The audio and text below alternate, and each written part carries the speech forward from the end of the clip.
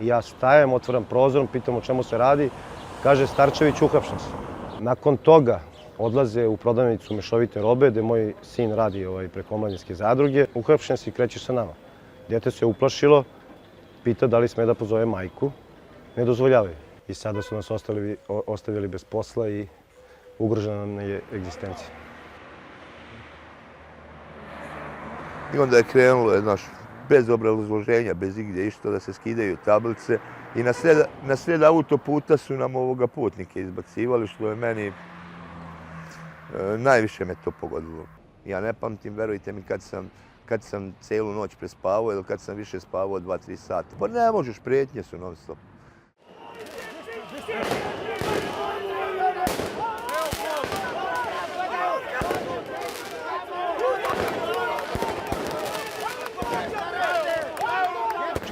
Avgusta, tu oko 3:30, ja sam krenuo u banku da predam pazar i baš na ovom mestu ovde nailaze 3 vozila Škode Fabije, stavi ruke na auto, ruke iza leđa i stavljaju mi ličice.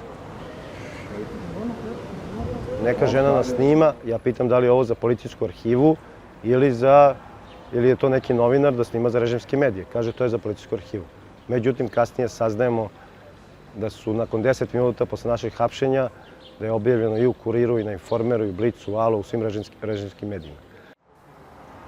Marko Starčević je preduzetnik iz Odžaka. Bio je na protestu u Novom Sadu 13. avgusta zajedno sa sinom. Dan kasnije obojica su uhapšena. Dragana je prvo išla u policijsku stanicu u Odžake da pita gde je sin, gde je muž. Oni ne daju nikakvu informaciju. Kaže, uzmite telefon i zovite svaku policijsku stanicu u Novom Sadu da saznate gde vam je dete. Sat vremena nakon Vukašinovog hapšenja ili privođenja, pošto nisu imali niti nalog, niti su smeli da ga privode bez prisustva majke ili advokata, on ima 16 godina, dolaze 2 inspektora iz Sombora i zovu moju suprugu. Moja supruga pita šta vam treba, kaže došli smo da skinemo video nadzor. Snimač vaših sigurnosnih kamera u prodavnici. Dobre. Gde se vam fizički nalazi? Iz kojih razloga? Operativna potreba službe. Je li imate nalog? Za pretresanje, znači s obzirom da pitate pravne stvari, znači za pretresanje privatnog lica nam je potreban nalog. Potreban je. Telefonski razgovor završava sa rečima inspektora da će je sačekati. Međutim, nisu čekali. Vlasnik prodavnice priča da su video nadzor skinuli odmah. Znači, oduzeli su DVR uređaj sa hard diskom koji je snimio hapšenje maloletnog deteta bez prisustva majke. Dan kada sa Markom Starčevićem razgovaramo u Odžacima je Vukašinov 17. rođendan. Dočekuje ga uz iskustvo kako ranije nije imao. Do Rumenke je sve bilo okej. U Rumenci ulazi civilno lice, možda je bio inspektor, nije pokazao legitimaciju i Vukašin meni kaže, kasnije kad smo razgovarali, da se osjećao na alkohol. Čim seda nazad na zadnje sedište pored Vukašina, hvata ga rukom oko vrata i sarkastično mu kaže, lepo ćemo se družiti. Vukašinu se tad vrzma svašta po glavi i on odlučuje da na prvom semaforu kada auto bude stao, da otvori vrata i da počne da viče da je kidnapovan. On to i čini. Ljudi prolaze, ne obraćaju pažnju, jedan čovjek prilazi, pita o čemu se radi, jedan od tih policijskih službenika ili civila, ne znam, vadi službenu legitimaciju i kaže mi smo policija. Vukašin je mislio da se tortura završava nakon dolaska u policijsku stanicu u Kralja Petra u Novom Sadu. Međutim, tamo kreće horor. U stanici mu kaže stavljaju lisice, dobija šamare i pretnje.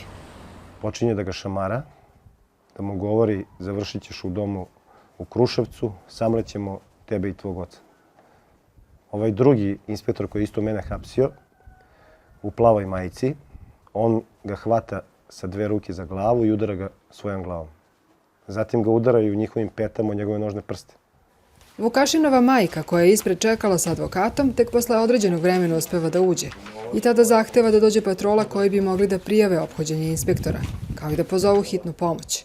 Vukašina prevoze u dečiju bolnicu na pregled.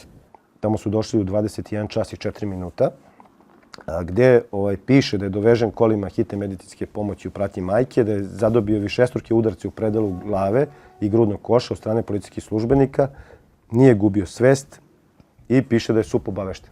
Za sve to vreme i Marko sedi u nekoj od kancelarija policijske stanice. Iako je priveden tokom popodneva, tek u 22 sata mu je, kaže, uručen poziv da se u svojstvu građanina javi policiji radi prikupljanja informacije o događaju od prethodnog dana. Terete ga za napad na službeno lice i tužilac mu određuje 30-dnevni pritvor, nakon čega ga prebacuju u okružni zatvor na Klisi. Tamo ipak provodi 5 dana jer se usvaja žalba njegovog advokata. U pritvoru ga posećuje zaštitnik građana Zoran Pašalić, kome je takođe sve ovo ispričao, a čim je izašao, uzvratio mu je posetu. Mi smo svu tu dokumentaciju odneli, bili smo oko 2,5 sata, supruga, ja i sin. Lepo smo razgovarali i on meni kaže, mi ovde imamo vakum od pola 4 od momenta hapšenja do ponoći, ne postoji ni jedan papir da je vaše dete bilo uopšte uhapšeno. On govori da će da kontaktira sektor unutrašnje kontrole policije i da će oni tu pokušati na taj način, da je to prva instanca koja se javlja, da će pokušati da ispitaju slučaj, da će poslati svoje saradnike u Odžake i u Novi Sad. Iz MUP-a se u slučaju Marka Starčevića i njegovog sina Vukašina do sada nisu oglašavali, a na pitanja nisu odgovorili ni iz kancelarije zaštitnika građana. On sam je, iz straha da bi slučaj mogao biti zataškan, odlučio da na društvenim mrežama objavi šta se dogodilo i tada njegova priča postaje javna. Planira da tuži pojedine medije i policiju. Ovo je ta prodavnica koju smo morali da zatvorimo pod pritiskom inspekcija. Znači, mi se privatnim biznisom bavimo 20 godina, uspešno. Znači, u martu mesecu su nam zatvorili jednu prodavnicu, tad su nam prepolovljeni prihodi, imam 3 dece i suprugu. Koliko vam je inspekcija bilo? 7 inspekcija je bilo. Sve što im se proteklih meseci događalo povezuje sa učešćem na protestima. U manjim sredinama manje je ljudi koji izlaze na blokade ili 16-minutni pomen priča, pa lakše postaju mete. Evo policija! Evo ga! Pa evo vidite ovdje, to su za video dan ujutru, 15 do 5 radili. To je momak došao sa svećicama u ruci i evo vidite ove tačke. To je sve sa svećicama. Momak tu koji je izrazbio. Prethodnu noć su nam sekli gume, u dvorištu su bili vozila. A tu uče Vidovdana, to su bili, pošto je uče Vidovdana je bio ustavljen u 12 sati voz, za Beograda u 3 sata i autobuski saobraćaj ustavljen. Da su oni mene deca zvali, mi smo išli s 2 autobusa, 3 kruga, išli smo u 6, 8 i u 10 sati smo vrtili Beograd. To je uče Vidovdana bilo. Smo došli uveče i poparkiravali ovdje autobuse. Tu noć smo mi čuvali autobuse, veterani su tu bili. I ono bilo negdje 20 do 5, već svanulo. Ja kažem, ajde idite, nema potrebe, ja i mali smo tu. I mi smo 15 do 5 ušli unutra samo da se obučemo i da krećemo da idemo. Međutim, samo što smo ušli u kuću, Milan mi viče mali, kaže lupa neko. Mi napolje, momak je ovdje i tuče. To je taj što je taj dan. Istog dana na putu ka Beogradu novi incident. Zaustavljen je autobus radi provere, a putnici su na autoputu izvedeni napolje. Ovo je inspektor. A to je inspektor? To je inspektor. Slične scene događali su im se više puta. Poznati i nepoznati, maskirani ili ne, ulazili su im u porodično dvorište i sekli gume. Inspekcije su im skidale tablice, a policija ih zaustavljala na putu. Da, ovo sam progovarao. Znači, telefonom zovu. Najviše sad počinju da zovu sa skrivenije brojeva i najviše zovu sa bosanskih brojeva, ali tu ne možemo ništa da reagujemo. To ti je dole Višegrad, Trebinje, Bileće. Čak imamo 2 slučaja, u 2 slučaja su priznali i da su pretli, i da su lupali i sve to. Policija kao policija, ne mogu da kažem, sačinili su zapisnike, uviđaji su napravili, sve su odradili, iskaze imaju, ali tužilac ne reaguje uopšte ništa. Napade ipak nastavlja da prijavljuje. Porodični posao koji je pokrenuo prošle godine prinudno je, kaže, na pauzi, jer vožnje retko, gotovo nikako ne dobijaju. A krenulo je dobra priča. Radilo je se dobro i sve je to bilo dobro do Sremske Mitrovice. Kad je došla Sremska Mitrovica, tu je nastalo haos, moraš da voziš. Nema tu, hoćeš, nećeš da voziš, ma da voziš. SNS. Pristalice vladajuće stranke vozili su, kaže, na mitinge u Sremskoj Mitrovici i Beogradu, nakon čega donosi odluku da to više ne radi. I onda je Mali pustio studentima poruku da im dajemo vozila na raspolaganje i imaju 10.000 evra za vozila. Znači da se plate vozači, gorivo, putarne. Mi smo ušli i stojimo.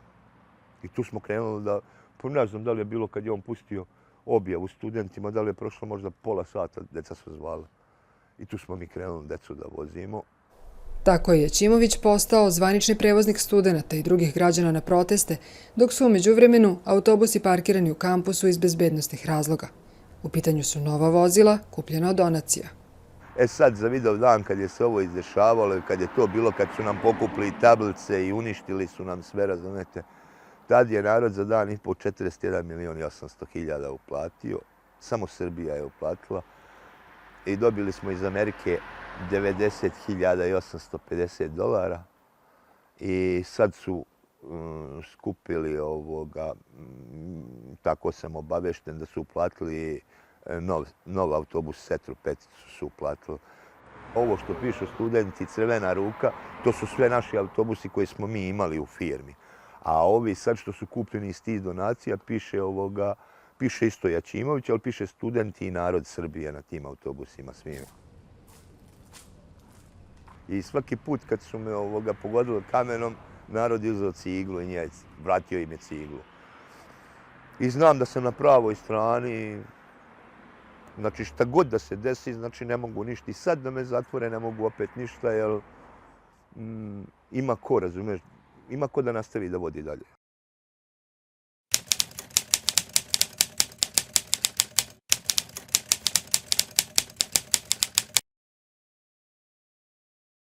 Prema informacijama koje vi imate, kojima vi raspolažete, koliko su primjeri poput ovih iz Odžaka ili iz Đurđeva danas česti? Da, oni su veoma česti i to se ne dešava samo od početka protesta. Dakle, mi smo ove i slične vrste napada od strane režima imali u prethodnih 10 godina. Sigurno, ja ću vaše gledalce da podsjetim da smo imali poresku inspekciju koja je poslata u Južne Vesti, u Titinski, u Vranjske. Upravo ove dva medija su zatvorene zato što je poreska inspekcija tamo dane provodila, čak je i našla neki nepostojeći poreski dug. Imali smo i fizičke napade na novinare, na aktiviste. Dakle, to traje jako dug vremenski period, samo što tada to je nekako delovalo je da je to sve raštrkano, da su to izolovani incidenti, a sada zapravo mi imamo i eksploziju tih nasilnih, represivnih mehanizama koje vlast primenjuje. U čemu se najčešće sada ogledaju? Pa imamo, dakle oni su raznovrsni, imamo i fizičke napade, imamo demoliranje kafića, imamo takođe inspekcijske slanje inspekcija kao učesnicima protesta koji imaju neke biznise, na primer. Dakle, jednostavno napadi su veoma raznovrsni, ali ono što do nas kao građana najviše dolazi su napadi koje doživljavaju učesnici protesta koji su privedeni. I to je ono što najviše nas uznemirava, to jeste zaista jedan traumatičan događaj da ste vi privedeni i onda da ste žrtve jedne brutalnog nasilja i torture praktično, što smo mogli da vidimo da se dešavalo posebno u Novom Sadu početkom septembra. Kome ovi ljudi mogu da se obrate?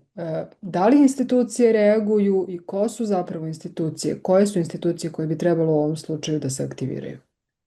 institucije koje bi trebalo, dakle, u skladu sa zakonom i propisima, to je tužilaštvo, ako govorimo o policiji, onda svakako i sektor unutrašnje kontrole policije i zaštitnik građana, koji je u poslednjih godinu, dve gotovo mrtva institucija, ona ne postoji, čak ne pokreće ni formalno neke postupke, tako da građanima jedino preostaje da budu solidarni, da razmenjuju informacije jedni sa drugima, da i odmah kače snimke, ukoliko postoje snimci tih vrsta napada na njih, da ih kače, da ih javno objavljuju i da se medijima obraćaju, jer to je jedino što je njima preostalo. Sve druge institucije koje jesu nadležne ne rade svoj posao, one su potpuno zarobljene i ukoliko neki postupak bude pokrenut, sigurno neće biti zadovoljavajući ishod za žrtve tih represivnih mera. Hvala vam najlepše na ovom razgovoru. Hvala vam.